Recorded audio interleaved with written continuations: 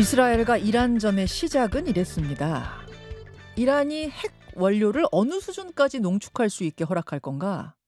더 해야겠다는 이란과 그 정도는 안 된다는 미국 사이에 핵 협상이 진행되고 있었죠. 근데 그 핵 협상 자체가 내내 못마땅하던 이스라엘이 지난 6월 13일에 이란 핵시설을 타격하면서 그 판을 깨버린 겁니다.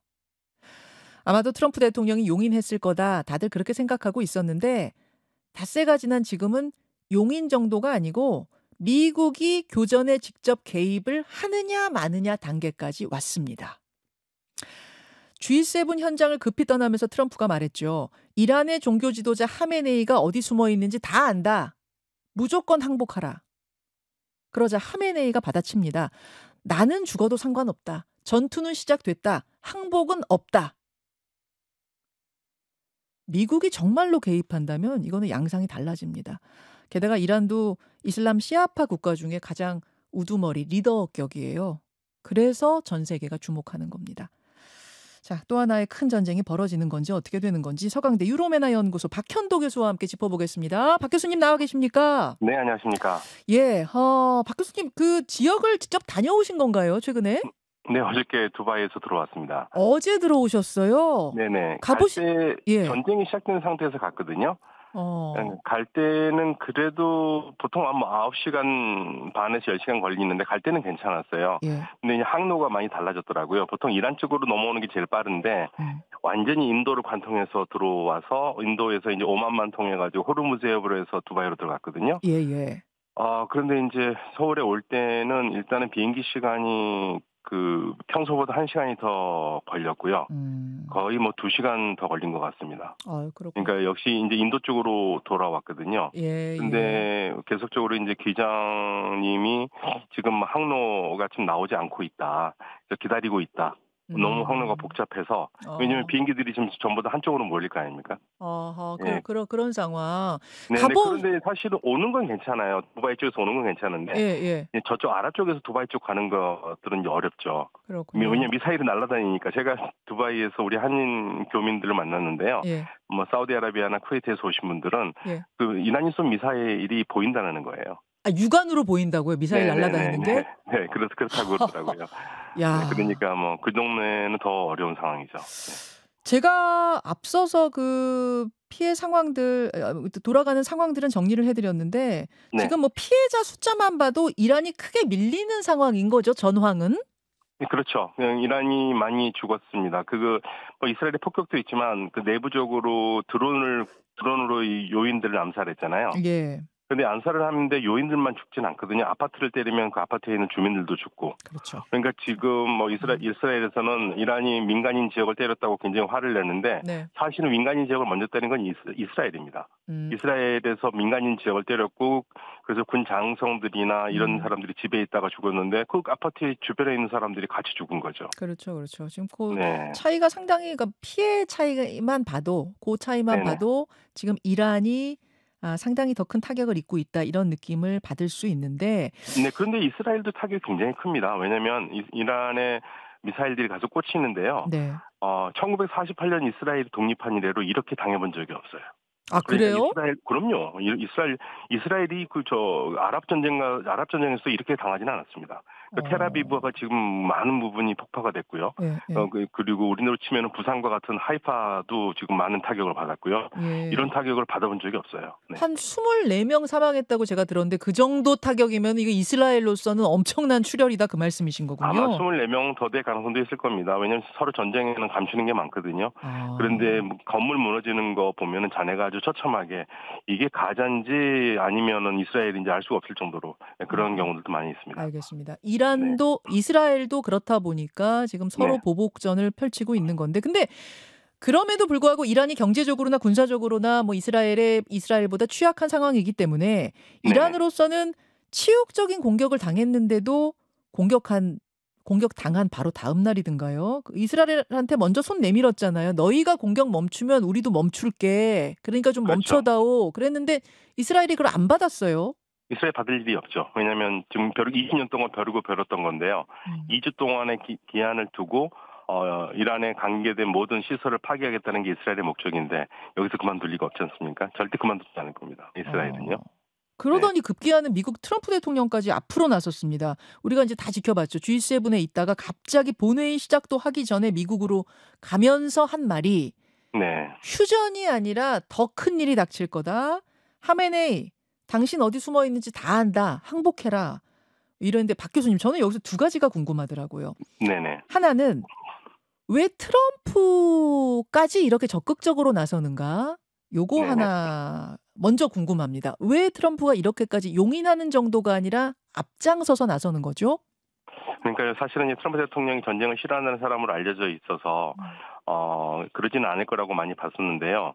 그러다 보니까 이제 주변에서는 역시 트럼프 대통령을 뒤에서 움직이는 바이든 마찬가지로 미국 대통령이 뒤에서 움직이는 어떤 딥스테이트가 있지 않느냐 뭐 그런 얘기까지 나올 정도로요. 트럼프 대통령이 너무 극적인 반응을 보이고 있죠.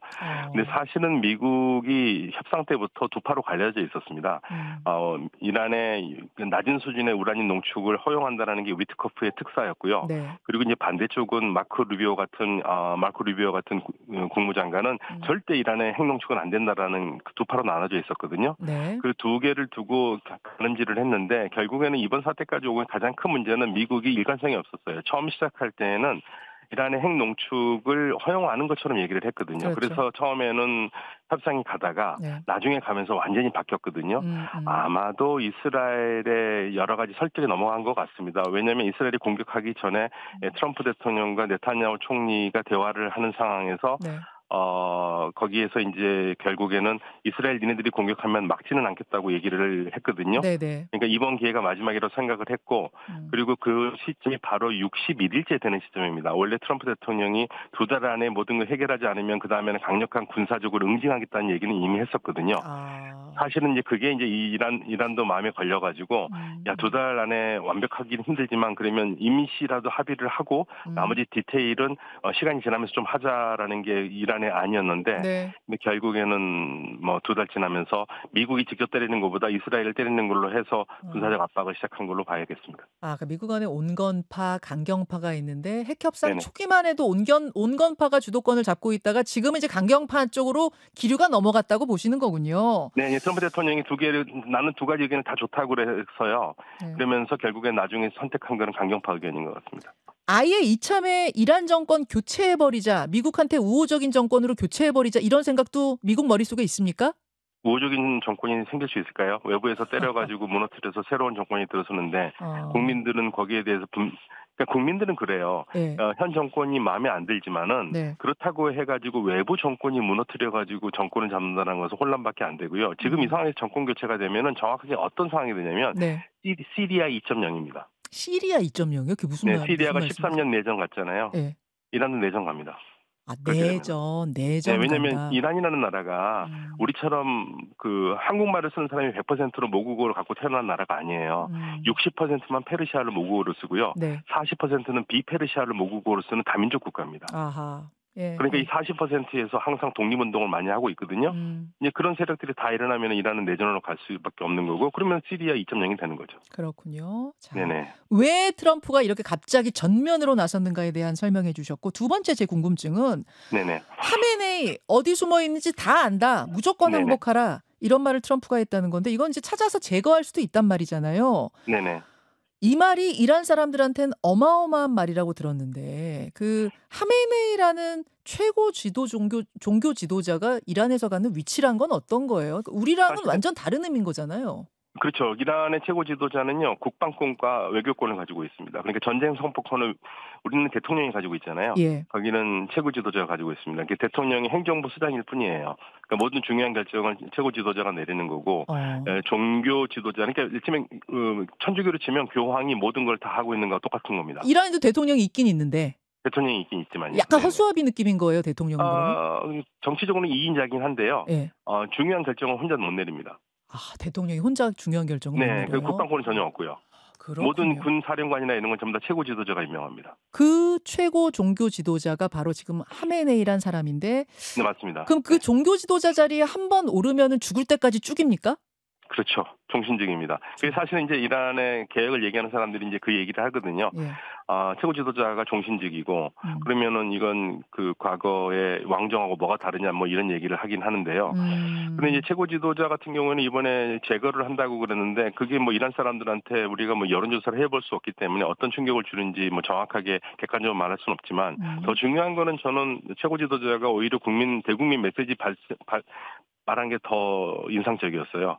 지금 나와서 자기는 자기 몸은 중요하지 않다. 이미 사실 최고 지도자 같은 경우에는 팔에 약간 그 장애를 가지고 있거든요. 하메네이가 네네, 팔을 못 씁니다. 그러니까 내 몸은 이미 불구다. 내 몸이 뭐가 중요하냐? 진짜 중요한 건 나는 죽어도 괜찮으니까 우리 국민들이 끝까지 결사항전할 수 있으면 좋겠다. 그게 중요하다고 얘기를 했거든요. 하메네이가 그 말 했죠. 예. 네, 했습니다. 그렇게 되면은 뭐 이란 국민들은 사실은 뭐 항상 그렇잖아요. 내가 우리 지도자는 싫지만 그거를 굳이 외국 애들이 그렇게 하는 것은 그치. 사실은 모양도 안 좋죠. 그렇게 된 거죠. 그게 그렇게 좋은 효과는 내지 못할 겁니다. 이해했습니다. 그러니까 하메네이가 지금 36년째 최고 종교 지도자를 하면서 이란 국민들한테 별로 인기가 없다는 얘기는 제가 들어서 알고 있습니다만 그럼에도 불구하고 최고 지도자, 종교 지도자, 신정국가의 지금 최고 자리에 있는 사람인데 이 사람을 뭐 제거하겠다느니 어디 숨어 있는지 안다느니 이런 얘기하는 거 국민들이 용납할 리 없고 하메네이가 결사항전하자 이렇게 외쳤기 때문에 그러면 교수님 네네. 이 교전은 어떻게 될 걸로 보세요? 글쎄요. 지금 나오는 얘기는 17일에 미국이 이란에게 최후 통보를 다시 했고요. 네. 18일에 그러니까 미국 시간으로 동부 시간으로 정오에 이란 쪽에서 거기에 대한 긴 답변을 보냈다고 지금 나오고 있거든요. 그런데 긴 답변 내용은 미국의 제안에 대해서 아주 정중하게 거절을 했고요. 그리고 이제 중요한 거는 협상을 하려면 이 상황에서는 협상 못 한다. 그러니까 이렇게 지금 이란을 때리고 그 폭격을 하는 상태에서 협상을 하자는 건 말이 안 된다고 얘기를 하고 있습니다. 사실은 이제 그게 문제인데요. 만약에 이란을 정말 협상 테이블로 나오게 해서 미국의 원하는 걸 하려면은 일단은 공격을 중지를 하는 게 맞습니다. 왜냐하면 이 상황에서는 중동 지역의 많은 나라들이 그렇지만 이런 식으로 굴복하는 모습으로 나오기 싫거든요. 그렇죠. 그러니까 굴복하지 않는 모습으로 나올 수 있도록 판을 깔아줘야지만이 하죠. 이렇게 무력적으로 한다고 해서 나올 것 같지는 않습니다. 퇴로는 좀 마련해 주면서 뭔가 이렇게 당근과 채찍을 써야 된다 그런 말씀으로 들리네요. 그렇죠. 네네. 네, 지금 뭐 채찍만 때려가지고 손 들고 나올 그런 스타일이 아니다. 근데 생각해봐도 그러네요. 여기가 지금 신정국가, 그러니까 최고 종교 지도자가 대통령보다 위에 있는 나라인데 그 얘기는 그만큼 종교적 신념으로 똘똘 뭉친 나라라는 건데 여기다 채찍만 가해가지고 손 들고 나오겠는가? 그렇게 될 것 같지 않다는 말씀. 네, 최근에 그러니까 국제 영화에서 영화 대상을 받았던 그 이란의 반체제 인사 감독이 있거든요. 네. 영화 감독이 그런 얘기했습니다. 공격은 멈춰라. 정권은 무너져야 되지만 공격은 멈춰라. 이란의 반체제 인사도 그렇게 얘기했어요. 네네네. 공격은 멈춰야 된다. 공격은 멈춘 상태에서 그 다음에 나와야 되죠. 공격해가지고 정권 무너진다고 그래가지고 새로운 대체 세력이 정권을 잡아서 갈 동력이 없어요. 그러니까 교수님의 조언은 그러합니다만 네네. 지금 미국이나 이스라엘의 태도로 봐서는 지하 80m 아래에 있는 그 핵 저장고 타격하는 벙커버스터. 네네. 미국의 그 벙커버스터도 지금 버튼 누르는 거 아닌가 얘기가 나오고 있거든요. 어떻게 보십니까? 거의 뭐 누를 것처럼 나오더라고요. 지금 사실 미국이 진짜 공격을 하느냐 안 하느냐에서 의견이 많이 분분한데요. 네. 그런데 정상적이라면 공격을 안 하고 왜냐하면 그 마가라는 게 미국이 이런 전쟁에 휩싸이지 않는 거잖아요. 그렇죠. 그래서 마가의 뭐 대표적인 주자였던 스티븐 배런 같은 경우에도 오히려 이스라엘을 뭐 비난하고 있거든요. 왜 미국 끌고 들어가서 우리를 힘들게 만들려고 그러냐. 니네들이 알아서 하지. 근데 그런 마가에서도 지금 분열이 있긴 하지만 이게 그 사실은 트럼프 대통령이 얘기했던 중동의 군사력 투사하는 걸 들어가기 시작하면 한도 끝도 없거든요. 그래서 안 하는 게 맞는데 그런데 또 한쪽에서는 그런데 트럼프 대통령이라는 사람이 어떻게 예측 가능한 사람 아니지 않느냐. 그래서 지금 누를 거라는 사람들도 상당히 많습니다. 거의 반반입니다. 벙커버스터 버튼 누르느냐 마느냐 예측이 지금 반반으로 갈려요? 전문가 그룹에서도? 네, 그러니까 갈 거다. 트럼프 상상을 초월하는 사람이니까 마가에 좀 어긋나 한다 할지라도 이거는 공격을 할 거다.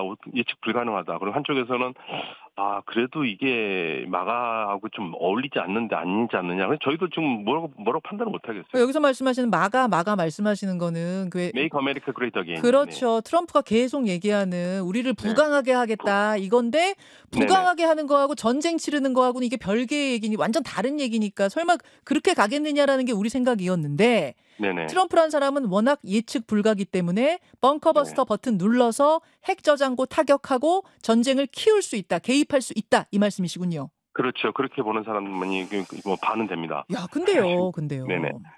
만약 벙커버스터 버튼 눌러서 미국이 전쟁에 개입을 하면 그게 어디 미국만 개입하겠습니까? 그러면 이제 이란도 죽자사자로 해서 아랍권에 있는 미국의 군사기지를 타격하겠죠. 게다가 러시아 끼어들 가능성 있지 않습니까? 러시아가 끼어들지는 않을 텐데 중재를 하려고 노력을 할 텐데 러시아도 제 코가 석자라서 지금 우크라이나 때문에요. 예, 그래요? 러시아는 쉽게 끼어들지는 않을 겁니다. 왜냐하면 러시아가 또 이스라엘과 관계가 나쁘지 않아요. 예. 그래서 제가 그래서 그 말씀 드리는 거예요. 그러니까 네네. 이란의 뒷배에 지금 러시아가 있는 게 아니냐. 미국이 끼어들면 러시아가 이란 돕겠다고 나서진 않겠는가 그 말씀이었거든요. 쉽지는 않을 겁니다. 왜냐하면 이란이 사실은 좀 섭섭한 게 있습니다. 러시아에 좀 이렇게 군사 협력했으니까 이때 좀 도와줘야 되는데 방공망도 하나도 제대로 못 갖췄잖아요. 이란이 사실 가장 패착이 방공망을 못 갖춘 거거든요. 예. 그 방공망을 러시아로부터 S-300, S-400을 많이 받아서 하고 그다음에 스호이그를 받아서 하려고 그랬는데 시간이 너무 짧았죠. 그렇군요. 그럼 미국이 개입하면은 뭐 제장국 예를 들어서 예멘 후티 반군이라든지 어디 이란을 돕기 위해서 누가 또 끼어들면서 전쟁이 확대될 가능성 없습니까? 사실은 이란이 얘기하는 프락시는 이미 그럴 능력은 약하고요. 오히려 확전이 되면은 아랍 국가들이 피해가 있기 때문에 아랍 국가들은 어떻게 해서든지 지금 이걸 못하게 하려고 그러는 거죠. 아랍 국가들은요 기본적으로 미국에서도 확인을 했는데 이란의 핵 능력을 없애는 거에 대해서는 찬성이에요. 그런데 전쟁은 원하지 않습니다. 그러니까 결국에는 무력적인 수단보다는 평화적인 수단을 없애는 게 제일 좋다고 생각하고 아랍 국가들은 만약에 여기서 전쟁이 나면은 이 뭐 경제 발전 다 끝나지 않습니까? 그렇죠.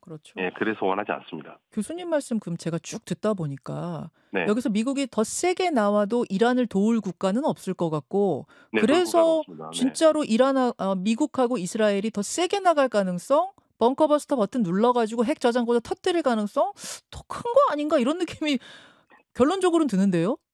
근데요.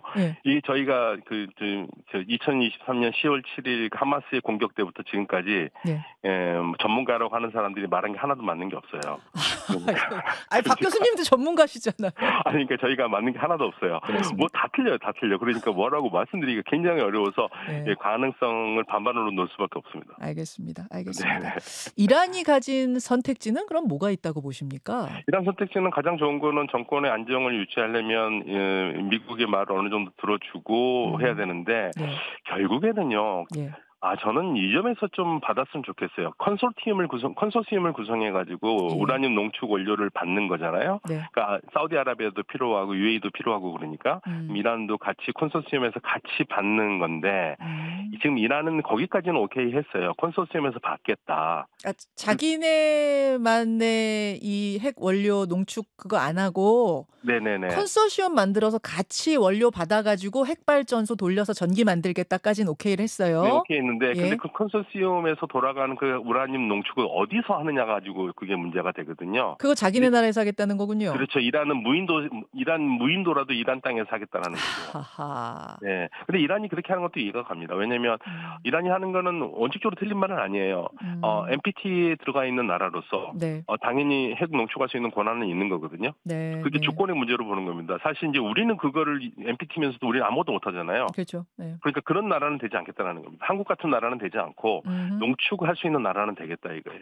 이란의 말도 이해는 되는데 이제 다른 주변 국가들이 이란 못 믿는 거잖아요. 그렇죠. 못 믿는 거죠. 이란 땅에서 우라늄 농축하면 그거 농축해가지고 무기 만들려는 거 아니야? 너네를 어떻게 믿어? 이제 이게 엇갈리다 보니까 해결이 안 되고 있는 상황. 그러니까 뭐 가장 좋은 거는 뭐 국제사회가 깊숙이 들어가가지고 계속 컨트롤을 해야 되는데 이제 이란이 그걸 또 방해할 거라고 생각하니까 이제 그 걱정을 해서 아예 원천 차단하기 위해서 아예 이란 땅에서 못하게 하려고 하는 거죠. 알겠습니다. 그 부분에서 서로 믿고 해결할 수 있는 방안을 찾아야만 이 전쟁은 끝날 것이다. 좋은 방향으로 이런 말씀. 여기까지 듣겠습니다. 박현도 교수님 고맙습니다. 네, 감사합니다. 김현정의 뉴스쇼는 시청자 여러분의 참여를 기다립니다. 구독과 좋아요, 댓글 잊지 않으셨죠? 알림 설정을 해두시면 평일 아침 7시 10분 실시간 라이브도 참여하실 수 있습니다.